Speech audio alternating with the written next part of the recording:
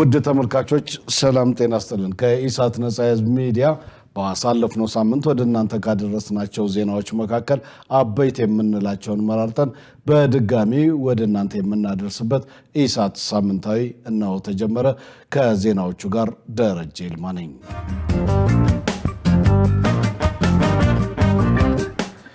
ጅቡቲን ጨምሮ የቀጠናው ሀገራት ከግብጽ ጋር መተባበራቸው በጥንቃቄ ሊታይ ይገባል የተባለው ባሳለፍነው ሳምንት ነበረ።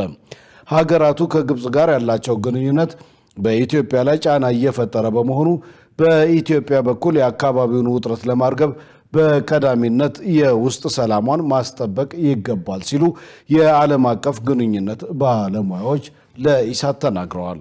ትዕግስት ተስፋ ያዘጋጀችው ሙሉቀን ሰለሞን እንደሚከተለው ያቀርበዋል። የኢትዮጵያን የባህር በር ፍላጎት ተከትሎ ከቀጠናው ሀገራት የሚደርሰውን ጫና ለመቋቋም በኢትዮጵያ በኩል ጠንካራ ቁመና መገንባት ይጠበቃል ሲሉ የዓለም አቀፍ ግንኙነት ባለሙያዎች ገልጸዋል። ይህንንም ተከትሎ ጅቡቲን ጨምሮ የቀጠናው ሀገራት ፊታቸውን ወደ ግብጽ ማዞራቸውን፣ በሌላ በኩል ባሳለፍነው ሳምንት ጠቅላይ ሚኒስትር አብይ አህመድ ከጅቡቲው ፕሬዚዳንት እስማኤል ኡመር ጌሌ ጋር ያደረጉትን ውይይት ምን እንደምታ ይኖረዋል ሲል ኢሳት የዓለም አቀፍ ግንኙነት ባለሙያዎችን ጠይቀዋል። የዓለም አቀፍ ግንኙነት ባለሙያው ጥላውን ሊበን በሰጡት ምላሽ የሁለቱ ሀገራት መሪዎች ያደረጉትን ውይይት በተመለከተ ጅቡቲ የራሷን ብሔራዊ ጥቅም ለማስጠበቅ የሄደችው ዲፕሎማሲያዊ አካሄድ መሆኑን አንስተው ኢትዮጵያ ጅቡቲን ጨምሮ ከሌሎችም የቀጠናው ሀገራት ጋር ያላትን ዲፕሎማሲያዊ ግንኙነት ማጠንከር ይገባታል ብለዋል። የኢትዮጵያ መንግስት ከጅቡቲ መንግስት ጋር ያላቸውን ችግር በመፍታት እንደ ቀጠናውም ተጽዕኖ ፈጣሪነታቸውንም ባላቸው ከኢኮኖሚ ትስስር አንጻርም ችግሩን ለመፍታት በሁለቱ ሀገራት መካከል ንግግር ተደርጓል። ይህ ንግግር ምንም እንኳን ለህዝብ ግልጽ ባይሆንም እኔ እንደ ባለሙያ ስረዳው ጅቡቲ ወደ ግብጽ ያማተረችበት ለኢትዮጵያ መንግስትም ጥሩ አይደለም፣ ለጅቡቲም ጥሩ አይደለም እና ይህን ነገር ሁለቱ መንግስታት ጅቡቲና ኢትዮጵያ ማለት ነው በንግግር እንፍታው የሚል አዝማሚያ ነው ያለው። ከዛ አንጻር ጅቡቲን እየሰራች ያለችው የራሷን ብሔራዊ ጥቅም ነው። ስጋት አለባት። ስጋቷ ደግሞ የኢትዮጵያ የባህር በር ጥያቄ በጅቡቲ የሚፈለግ አይደለም። ለምን ኢኮኖሚዋን ስለሚነካ ይህንን መሰረት ያደረገ ንግግር እንዳደረጉ ይገመታል። ነገር ግን አሁንም ግንኙነታችን ከጅቡቲ ጋር ብቻ አይደለም። ጅቡቲ ጋር የምናደርገው ዲፕሎማሲያዊ ግንኙነት እንዳለ ሁሉ የግብፅን ዲፕሎማሲያዊ ጫና ማክሸፍ የምንችለው ግን እንደ ሀገር አንድ በመሆኑና ከጎረቤት ሀገራት ጋር ያለን ዲፕሎማሲያዊ ግንኙነትን መፈተሽ አለብን። አክለውም ኢትዮጵያ ከሀገራት ጋር ያላትን ግንኙነት ለማጠናከር በቀዳሚነት የውስጥ ሰላሟን ማስጠበቅና አንድነቷን ማጠናከር ወሳኝ ነው ብለዋል። ዲፕሎማሲ ከውስጥ ወደ ውጭ ነው። የትኛውም ሀገር ብሔራዊ ጥቅማቸውን በራሳቸው የሚያሳኩት ብሔራዊ ጥቅም አለ። ከሌሎች ሀገራት ጋር ደግሞ ዲፕሎማሲያዊ ግንኙነት በመፍጠር የሚያሳኩት ብሔራዊ ጥቅም አለ። ከዚህ አንጻር እንደ ሀገር የትኛውም ሀገር ብሔራዊ ጥቅም ሀገራዊ አንድነትና ሀገራዊ ደህንነት ነው። እኛ እንደ ሀገር ሁለቱንም ማስተናል። ሀገራዊ አንድነት የለም። ሀገራዊ አንድነት ባለመኖሩ ወደ እርስ በርስ ጦርነት ገብተን ወንድም ከወንድሙ ጋር እየተዋጋን፣ ይሄ ደግሞ እንደ ሀገር ያለው የቀጠናውም ችግር እንደመሆኑ መጠን የጎረቤት ሀገራት ኢትዮጵያን በማግለል ወደ ግብጽ ያማተሩበት ትልቁ ችግር ኢትዮጵያ ውስጥ ያለው የውስጥ ችግር ነው። ስለዚህ እንደ ሀገር ከጎረቤት ሀገራት ብቻ ከጅቡቲ ከሌሎችም ሀገራት ጋር ያለንን ዲፕሎማሲያዊ ግንኙነት መስመር እንዲህ የኢትዮጵያ ብሔራዊ ጥቅም እንዲረጋገጥ ኢትዮጵያ ውስጥ ያለው ችግር በድርድር መፈታት አለበት። ጦርነት ማቆም አለበት። ሌላኛው የዓለም አቀፍ ግንኙነት ባለሙያ ኢያሱ ኃይለ ሚካኤል በበኩላቸው የሶማሌላንድ እውቅና ማግኘት ተከትሎ በጅቡቲ በኩል የነበረውን ተቃውሞ አንስተው ኢትዮጵያ ተለዋዋጭ የሆነውን የቀጠናውን ሁኔታ በመገንዘብ ብሔራዊ ጥቅሟን ለማስጠበቅ ዝግጁ መሆን ይገባታል ይላሉ። የሶማሌላንድ እውቅና ማግኘት ለጅቡቲ መንግስት የሚሰጠው የራሱ የሆነ ተጽዕኖ ይኖረዋል። የሶማሌላንድ እውቅና ማግኘት ጅቡቲ ጋር የሚኖረው ወይም ጅቡቲ በብቸኝነት የምትመራውን የንግድ ትስስር ሌላ ዳይቨርሽን የሚፈጥርና ተፎካካሪ የሚፈጥር ነው። ስለዚህ በበጎ ሁኔታ አይመለከትም። ስለዚህ የኢትዮጵያ መንግስት ደግሞ እንደ ነገሮችን በተለይም ከዚህ ከእውቅና ጋር ተያይዞ የዴጁሬ ሪኮግኒሽን እንደመሆኑ በእስራኤል በኩል የተሰጠው በጥንቃቄ መመልከትን ይጠይቃል። ያም ፕራግማቲክ በሆነ ሁኔታ ተለዋጭ የሆነውን ሂደት መከተል ውጤታማ ሊያደርግ ይችላል። ጠቅላይ ሚኒስትር አብይ አህመድ በቅርቡ ከጅቡቲ ፕሬዚዳንት እስማኤል ኡመር ጌሌ ጋር በሁለትዮሽ ግንኙነት ላይ መምከራቸውን በማህበራዊ ትስስር ገጻቸው ማስፈራቸው አይዘነጋም። የሃይማኖት ተቋማት የሚያቀርቡት የሰላም ጥሪ አድማጭ አጥቷል የተባለውም ባሳለፍነው ሳምንት ነበረ። የሰው ልጅ ከእምነቱ ሲርቅ ሰላሙን በቀላሉ እንደሚያጣ የሃይማኖት አባቶች ገልጸዋል። መሳይ ገዛኸኝ የሃይማኖት አባቶች በሰላም ግንባታ ላይ አማኙን በማስተማርና ለሰላም የድርሻውን እንዲያበረክት ከማድረግ አኳያ የእምነት አባቶችና መሪዎች ከፍተኛ ሚና እንዳላቸው ይገለጻል። በኢትዮጵያ ውስጥ ከ95% በላይ የሚሆነው ሕዝብ አማኝ እንደሆነ ቢገለጽም ሰላምን በማስጠበቅ ረገድ በሀገሪቱ ያለው ነባራዊ ሁኔታ ደግሞ የሚያመላክተው የአማኙ ህብረተሰብ አስተዋጽኦ ዝቅተኛ እንደሆነ ነው። እኛም ይህንን ሀሳብ ይዘን የሃይማኖት አባቶች በሰላም ግንባታ ላይ ያላቸው ሚና ምን ይመስላል፣ የድርሻቸውን እስከ መወጣት አኳያ ምን እየሰሩ ነው ስንል የሁለት እምነት ተከታይ አባቶችን ጠይቀናል። በኢትዮጵያ ኦርቶዶክስ ተዋሕዶ ቤተክርስቲያን የስላሴ ዩኒቨርሲቲ ፕሬዝዳንትና የደቡብ ኦሞና አሪ ዞን ሊቀ ጳጳስ ብፁዕ አቡነ ፊልጶስ የሚከተለውን ብለዋል። ሁሉም ሃይማኖቶች እውነት ለመናገር ስለ ሰላም ሳይናገሩ የሚውሉ የሚያድሩ አይመስለኝም። ምናልባት ሰሚ ስለሌለ ስላጣን ይመስለኛል። እንግዲህ ኢትዮጵያ ቤተክርስቲያን ኢትዮጵያ ኦርቶዶክስ ተዋሕዶ ቤተክርስቲያን መፈክሯና መሪ ቃሏም ሰላም ለሁላችሁ ይሁን ነው። እግዚአብሔር የሚሰጠው ሰላም ደግሞ በእውነት ለመናገር ዓለም እንደሚሰጠው አይደለም። ለዚህ ሃይማኖት ተቋማት ሁሉ ጊዜም ሰላም ለእናንተ ይሁን፣ በሰላም ኑሩ ነው። በኢትዮጵያ ወንጌላዊ አብያተ ክርስቲያን ህብረት ፕሬዝዳንት ፓስተር ጻድቁ አብዱ ደግሞ የሚከተለውን ምላሽ ሰጥተዋል። የሰላምና የፒስ አድቮኬሲ ይባላል። ግጭቶች ባሉበት አካባቢዎች ለብዙ ዓመታት ሰርተን ውጤትም አይተንበታል። መጀመሪያ ለሰላም ዘብ እንዲቆሙ ሴቶችን፣ ወጣቶችን፣ የሃይማኖት አባቶችን፣ የባህል መሪዎችን፣ አባገዳ ስንቄዎችን እንደዚሁ አሰልጠን አብረን ነው የምንሰራው ከሁሉም እምነት ጋር። አባቶቹ የሰው ልጅ ለሰላም ሊያደርግ ስለሚገባው ጉዳይ የሚከተለውን መልእክት አስተላልፈዋል። የመጀመሪያው ስራ እያንዳንዳችን በገጠር በከተማ ያለን ሰዎች የተማርን ያልተማርን ሁላችንም ወደ ራሳችን እንመለስ ነው የምለው። ሁለተኛውና ሌላኛው ደግሞ ከላይ እስከታች ያለን በኃላፊነት ያለን በሃይማኖት ተቋማትም ፖለቲካውም በማህበራዊ አገልግሎትም ይሁን ሁላችንም ወርደን እታች ያሉትን ሰዎች እታች ያሉትን ምንድነው የጎደለ በዚህ ደግሞ እናተርፋለን የሚሉ በሰላም በማጣት አካባቢ በመረበሽ የኢትዮጵያ ሰላም በመረበሿ እናተርፋለን የሚሉ አካላት ከዚህ ትርፍ አታገኙምና አቁሙ ማለት ነው የምንፈልገው። በየእምነት ተቋማቱ በየሃይማኖት ተቋማት የሚነገረውን የሰላም መልእክት አዳምጡ። በቃ አዳምጦ ይስማ፣ ሰምቶ በቃ እኛ ምናልባት መጥፎ ልንሆን እንችላለን፣ ቃሉ ግን መጥፎ አይደለም። በቃ የእግዚአብሔር ቃል ነው። ሰላም የእግዚአብሔር ቃል ነው። ሰላም መለኮታዊ ቃል ነው። ሰላም ለሰው ልጆች ሁሉ የሚያስፈልግ ቃል ነው። በቃ ሰላምን ብቻ ሰምቶ ያንን ያድርጉ።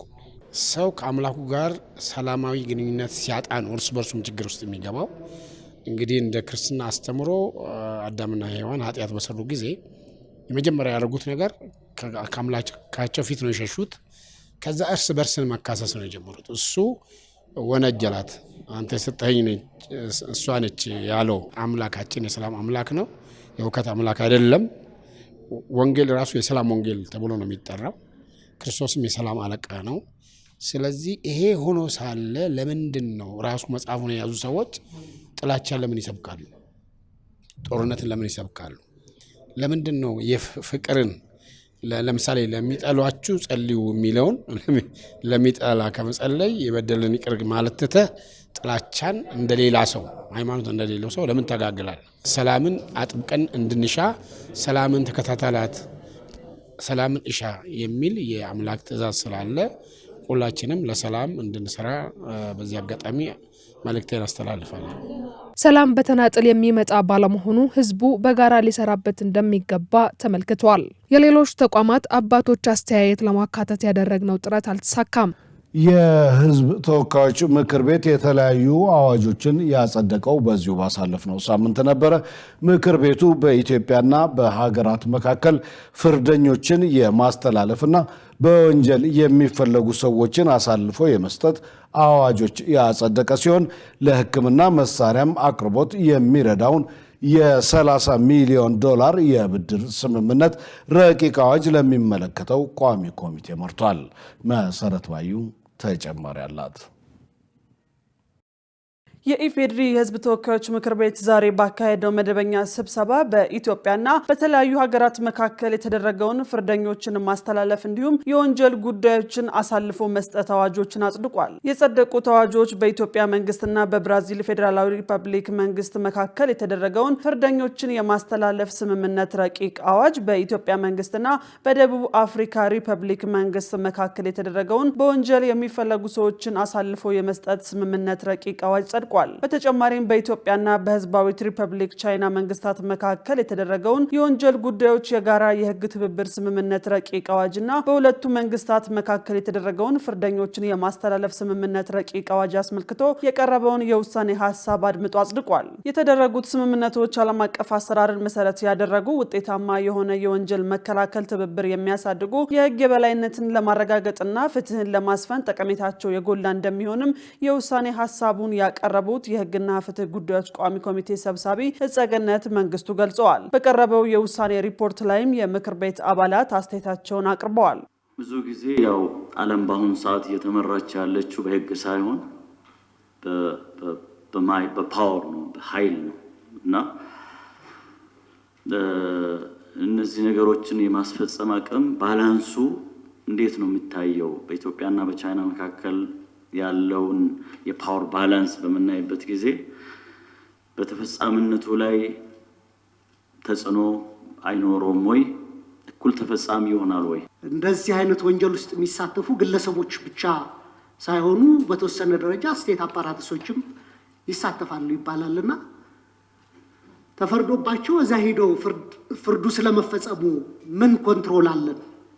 ምን ቁጥጥርስ አለን?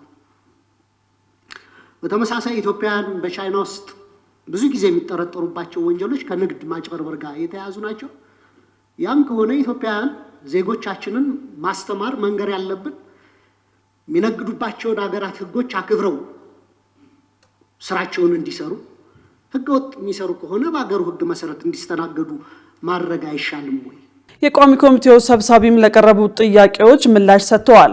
ለረጅም ዓመት በዲፕሎማሲው መስክ፣ በተለያየ መስክ፣ በኢኮኖሚው፣ በኢንቨስትመንቱ፣ በንግድም ግንኙነት ያለን ሀገር ነን።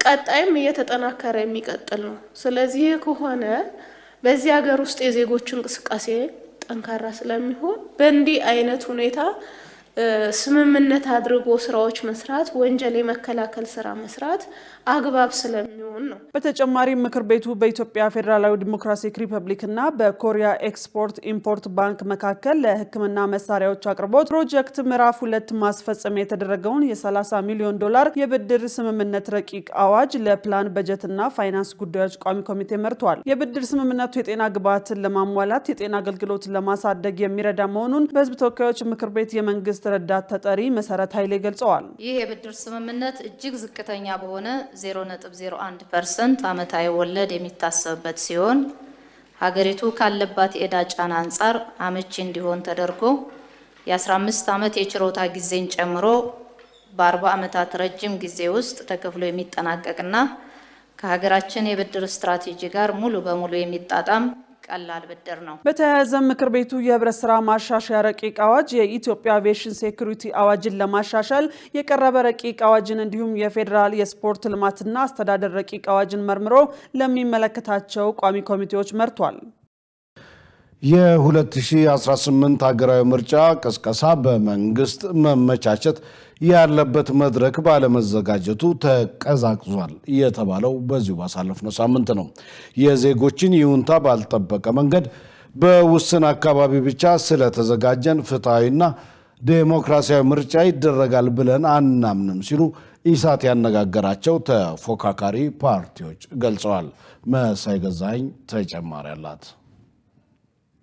ሰባተኛው ሀገራዊ ምርጫ ሊካሄድ የ4 ወር ጊዜ ብቻ ቀርቶታል። የምርጫ ጊዜ እንደመቃረቡ በተፎካካሪ ፓርቲዎች በኩል ብዙም እንቅስቃሴ አይስተዋልም። ከዚህም የሚብሰው ደግሞ ነባራዊ ሁኔታው በቀጣይ ምርጫ እንደሚካሄድ እንኳን የሚያሳይ ምልክት እንደሌለው በርካቶች ይገልጻሉ። ኢሳት የፖለቲካ ፓርቲዎች ለቀጣዩ ምርጫ የሚያደርጉት ዝግጅት ምን ይመስላል ሲል አነጋግሯል። የኢትዮጵያ ዜጎች ለማህበራዊ ፍትህ ፓርቲ ዋና ጸሐፊ ዋሲሁን ተስፋዬ እያደረጉት ስላለው ዝግጅት የሚከተለውን ነግረውናል። በእኛ በኩል እንቅስቃሴ እንቅስቃሴ ለማድረግ ሙከራ እያደረግን ነው። ግን ዋናነት ምርጫው የተጋጋለ ሆኖ አማራጭ ሀሳብ ያላቸው ፓርቲዎች ሁሉ አማራጭ ሀሳቦቻቸውን እንዲያቀርቡ ማድረጊያው መንገድ ሚኒስትሪ ሚዲያዎቹ ናቸው። እነዛ ሚዲያዎች አሁን የአየር ሰዓት ጊዜ መድበው ሁሉም ተፎካካሪ ፓርቲዎች የሚሆን አየር ሰዓት አልሰጡም። ያባለንበት ሁኔታ እኛ እጃችን ላይ ባለው ፕላትፎርም ነው መቀስቀስ የምንችለው። ሶሻል ሚዲያ እና አባላቶቻችን ደግሞ በየወረዳው የሚያደርጉት እንቅስቃሴ ነው። እሱን እያደረግን እንገኛለን። ግን ይሄንን ለማድረግ መንግስት ትልቅ ኃላፊነት አለበት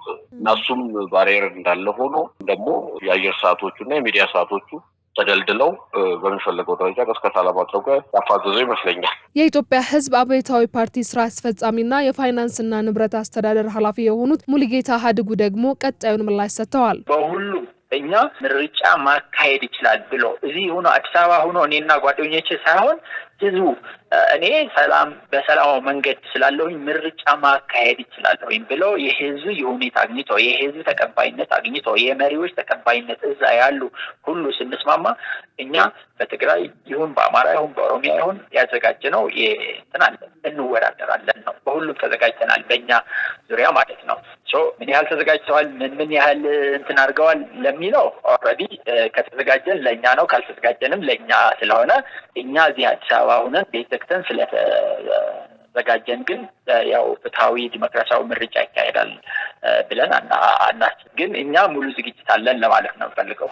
አቶ ዋሲሁን አያይዘው አስቻይ የተባሉ የምርጫ ቦታዎች ባይገለጹም የእጩ ምዝገባ እያካሄዱ እንደሆነ አስታውቀዋል። እጩዎች ምዝገባ እየተካሄደ ነው ያለው። እኛም እጩዎቻችንን ማስመዝገብ ጀምረናል። በብሔራዊ ምርጫ ቦርድ ጋር የተወሰነ የገጠሙ ችግሮች ነበሩ። እነዛ ችግሮች ትላንትና ተፈተው እጩዎቻችንን እያስመዘገቡ ነው። የኛ እጩዎች በየምርጫ ወረዳው ግን ተለይተው ወደ ማዕከል እየገቡ ነው ያሉት። በርካታ እጩዎቻችንን በማዕከል ባለው ቋት ውስጥ አስገብተናል። እነዚህ አስቻይ የሚባሉ ቦታዎቹ የትኞቹ ናቸው የሚለው ቀድሞ እጩ ምዝገባ በፊት መታወቅ ይኖርበት ነበር ብዬ አምናለሁ። እሱ ግን አልሆነም። አሁን ሁሉም ቦታዎች ላይ ይደረጋል በሚል እሳቤ እጩዎቻችንን እየመለመልን ነው የምንገኘው። አቶ ሙልጌታ በበኩላቸው ሀገሪቱ ያለችበት ነው ያሉትን ሁኔታ ገልጸው ምርጫ ሲካሄድ የዜጎች ይሁንታ ሊያገኝ ይገባል ብለዋል። ዝግጅቱ ቢኖር ይህንን የሚሸከም ሰላም ስለሌለ ተንቀሳቅሰን ያለንን መዋቅር ያለንን አባል ያለንን አመራር ካልተወያየን በምን እነዚህ መሰናክሎች አሉ።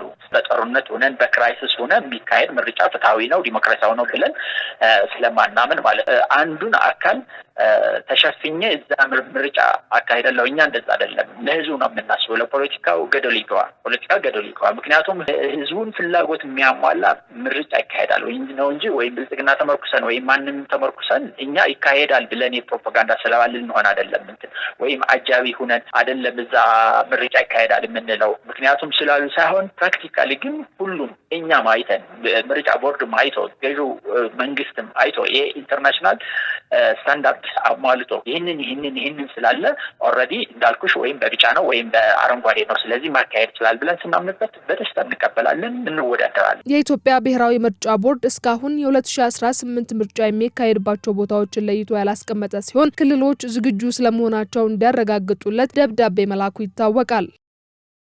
የአሜሪካው ፕሬዝዳንት ዶናልድ ትራምፕ የህዳሴን ግድብ አስመልክቶ ለግብፁ ፕሬዝዳንት የጻፉት ደብዳቤ በጥንቃቄ ሊታይ ይገባል የተባለው ደግሞ በዚሁ ሳምንት ነበረ።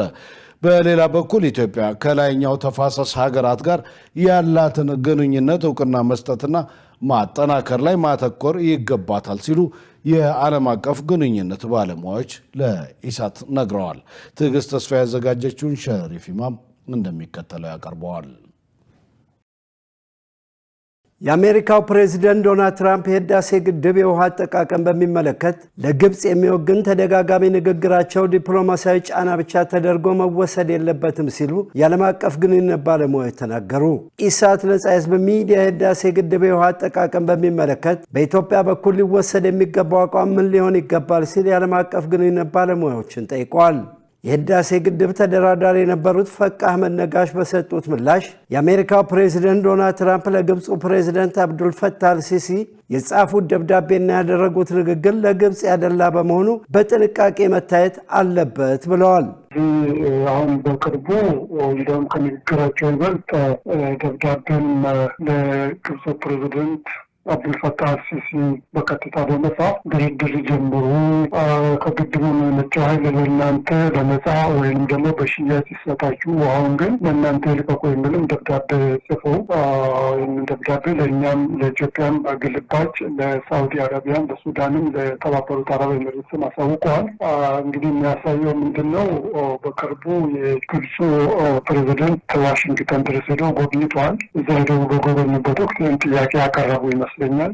ለአንድ ጎን ያዘነበለ ገለልተኛ ያልሆነ ለአንድ ለግብጽ ያደላ ንግግር እና ደብዳቤ የሚጻፉት። ስለዚህ ያለው ሁኔታ የሚመስለው እንግዲህ በኢትዮጵያ በኩል ጥንቃቄ የሚያስፈልገው አካሄድ መኖር ያለበት ይመስለኛል።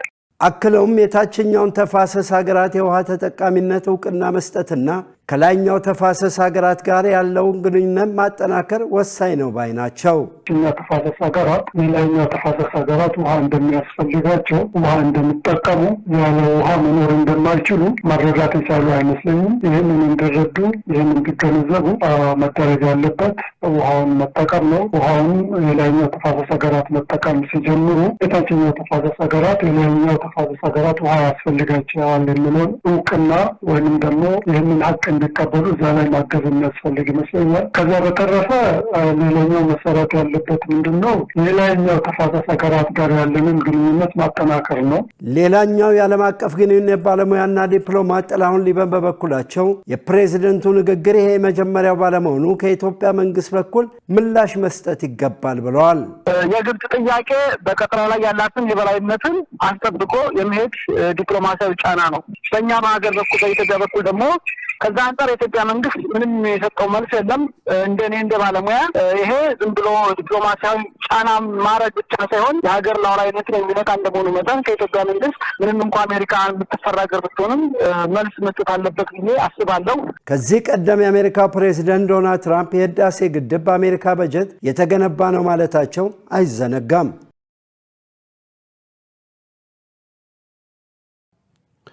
ውድ ተመልካቾች ኢሳት ሳምንታዊ ወደ እናንተ መድረሱ እንደቀጠለ ነው። አሁን ደግሞ ወደ ውጭ ዘገባዎች አልፋለሁ። አሜሪካ ከዓለም አቀፉ የጤና ድርጅት መውጣቷን ያረጋገጠችው በዚሁ ባሳለፍነው ሳምንት መጨረሻ ላይ ነበረ። ሀገሪቱ ምክንያት ያለችው ደግሞ ድርጅቱ ኃላፊነቱን በአግባቡ አልተወጣም የሚል ነው። ሸሪፍ ኢማም ተጨማሪ አለው። አሜሪካ ከዓለም የጤና ድርጅት ተጠናቃ መውጣቷን አረጋገጠች። ይህ የሆነው ፕሬዚደንት ዶናልድ ትራምፕ አሜሪካ ለ78 ዓመታት በአባልነት ከቆየችበት ተቋም እንደምትወጣ ካስታወቁ ከአንድ ዓመት በኋላ እንደሆነ የፌዴራሉ መንግሥት ባለሥልጣናት ሐሙስ ዕለት አስታውቀዋል። እንደ ዓለም አቀፉ የጤና ድርጅት አሜሪካ በዓመት $130 ሚሊዮን ለድርጅቱ ታዋጣለች። የትራምፕ አስተዳደር ሹመኞች እንዳሉት አንዳንድ ያላለቁ ጉዳዮች አሉ። ለአብነት ያህልም አሜሪካ አዲስ ወረርሽኝ ሲከሰት አስቀድማ ማስጠንቀቂያ ለመስጠት የሚያስችላት ከሌሎች ሀገራት የሚሰባሰብ መረጃ ሰንሰለት ተቋርጧል። የአሜሪካ ከድርጅቱ መውጣት የሚኖረውን ዓለም አቀፋዊ ምላሽ በእጅጉ ይጎዳዋል እየተባለ ነው። አዲስ ወረርሽኝ ቢከሰት ፈውስ የሚያገኙ የአሜሪካ ሳይንቲስቶችና የመድኃኒት አምራች ኩባንያዎች ክትባትና መድኃኒት ለማምረት ይቸገራሉ ብለዋል። በጆርጅ ታውን ዩኒቨርሲቲ የሕዝብ ጤና ሕግ ባለሙያው ላውረንስ ጎስቲንም በእኔ ግምት በሕይወት ዘመኔ ያየሁት በጣም አፍራሽ ፕሬዚዳንታዊ ውሳኔ ነው ብለዋል። የዓለም አቀፉ የጤና ድርጅት የተባበሩት መንግስታት ድርጅት የጤናው ዘርፍ ወኪል ሆኖ የሚሰራ ነው። የተሰጠው ኃላፊነትም ለዓለም ጤና ስጋት የሆኑትን ጉዳዮች እንደ ፈንጣጣ፣ ኢቦላና ፖሊዮ ያሉ ወረርሽኞችን ለማጥፋት ማስተባበርና ምላሽ መስጠት ነው። በተጨማሪም ለድሃ ሀገራት የቴክኒክ ድጋፍ ያደርጋል። እጥረት ያለባቸውን የክትባት መድኃኒቶች ያከፋፍላል። የአእምሮና የካንሰር ህመምን ጨምሮ በመቶዎች ለሚቆጠሩ የጤና ችግሮች አጠቃላይ የሆነ መመሪያ ያዘጋጃል። አሁን ላይ ሁሉም የዓለም ሀገራት የድርጅቱ አባላት ናቸው። የአሜሪካ ባለስልጣናት በመቶዎች የሚቆጠሩ የህዝብ ጤና ኤክስፐርቶችን በመመደብ የዓለም የጤና ድርጅት እንዲቋቋም አግዘዋል፣ መርተዋልም። አሜሪካ በመቶ ሚሊዮኖች የሚቆጠር ዶላር በማውጣት ለረጅም ጊዜ ድርጅቱ ከፍተኛ ገንዘብ ለጋሽም ሆና ቆይታለች። ትራምፕ ወደ ስልጣን መምጣታቸውን ተከትሎ እንዳሉት አሜሪካ ከዓለም አቀፉ ድርጅት የመውጣቷ ሰበብ ድርጅቱ የኮቪድ-19 ወረርሽኝና ሌሎች ዓለም አቀፍ የጤና ችግሮችን ለመከላከል የያዘው መንገድ የተሳሳተ በመሆኑ ነው ብለዋል። አክለውም ተቋሙ በፍጥነት ማሻሻያ ለማድረግ አለመፍቀዱና ከአባል ሀገራት ፖለቲካዊ ተጽዕኖ መላቀቅ አለመቻሉ ሌላው ችግሩ ነው ብለዋል። አሜሪካ ለድርጅቱ በአባልነቷ በአማካይ $111 ሚሊዮን ታዋጣለች። በፈቃደኝነት በየዓመቱ የምታዋጣው ደግሞ $570 ሚሊዮን እንደሆነ የአሜሪካ የጤና ሚኒስቴርና የሰው ኃይል አስታውቋል። ሌላው የትራምፕ አስተዳደር ቅሬታ ድርጅቱ ከተቋቋመበት እንደ አውሮፓውያን አቆጣጠር ከ1948 አንስቶ በ9 ኃላፊዎች ተመርቷል። ከ9 ውስጥ ግን አንድም አሜሪካዊ የለም የሚል ነው። መረጃው የአሶሺየትድ ፕሬስ ነው። ጃፓን የደህንነት ስጋት አለብኝ በሚል የኒውክሌር ኃይል ማመንጫዋን እንደገና እያስጀመረች ነው የተባለውም በዚሁ ሳምንት መጨረሻ ላይ ነበረ። የሀገሪቱ ኤሌክትሪክ ኃይል እርምጃው ለኃይል ዋስትናና ለአየር ንብረት ግቦች ወሳኝ ነው ቢልም ተቺዎችና የአካባቢ ነዋሪዎች ግን የደህንነት ስጋት አሁንም እንዳልተቀረፈ በማንሳት ያለፈው ስህተት እንዳይደገም አስጠንቅቀዋል። ዮሐንስ ተስፋ ተጨማሪ አለው። እንደ አውሮፓውያኑ በ2011 ከደረሰው የፉኩሺማ ከፍተኛ የኒውክሌር አደጋ በኋላ ጃፓን የኒውክሌርን ኃይል በመጠቀም ረገድ እጅግ ጥንቃቄ የተሞላበት እርምጃ ስትከተል ቆይታለች። አሁን ግን የዓለም የኃይል ፖለቲካ መቀየርና የአየር ንብረት ለውጥ ተጽዕኖ ሀገሪቱን ወደ ቀድሞ አማራጭ እንድትመለስ እያስገደዳት ይገኛል። የቶኪዮ የኤሌክትሪክ ኃይል ቴፕኮ በዓለም ላይ ግዙፍ ከሚባሉት የኒውክሌር ጣቢያዎች አንዱ በሆነው ካሺዋዛኪ ካሪዋ የሚገኘውን ማብለያ ዳግም ለማስጀመር መዘጋጀቱ በሀገሪቱ ትልቅና አነጋጋሪ አጀንዳ ሆኗል። ጃፓን ይህንን ውሳኔ እንድትወስን ካስገደዷት ምክንያቶች መካከል ዋነኛው የኃይል ዋስትና ነው ተብሏል። ሀገሪቱ አብዛኛውን የኃይል ፍላጎቷን በውጭ ሀገር የቅሪተ አካል ነዳጅ ጋዝና የድንጋይ ከሰል ላይ የመሰረተች ናት። የሩሲያንና የዩክሬንን ጦርነት ተከትሎ የተከሰተውን የነዳጅ ዋጋ መናርም የሀገሪቱን ኢኮኖሚ በእጅጉ ፈትኖታል። በኒጋታ ግዛት የሚገኘው ይህ ማመንጫ በዓለም ላይ ካሉ ትልቅ የኒውክሌር ጣቢያዎች አንዱ ነው። ጣቢያው በሙሉ አቅሙ ሲሰራ ከ8 ጊጋዋት በላይ ኃይል የማመንጨት አቅም አለው። ይህም ቶኪዮን መሰል ሜጋ ከተሞች በኤሌክትሪክ ለማርካት ወሳኝ ነው። ምንም እንኳን መንግስት እና ቴፕኮ አዳዲስ የደህንነት መስፈርቶችን ማሟላታቸውን ቢገልጹም በአካባቢው ነዋሪዎች ዘንድ ያለው ፍርሃት ግን አልቀነሰም። ቀደም ሲል መከራ የደረሰባቸው ሰዎች ሌላ የኒውክሌር አደጋ ሊያጋጥማቸው ይችላል በሚለው እውነታ ያዘለ መረጃ በጣም ደንግጫለሁ።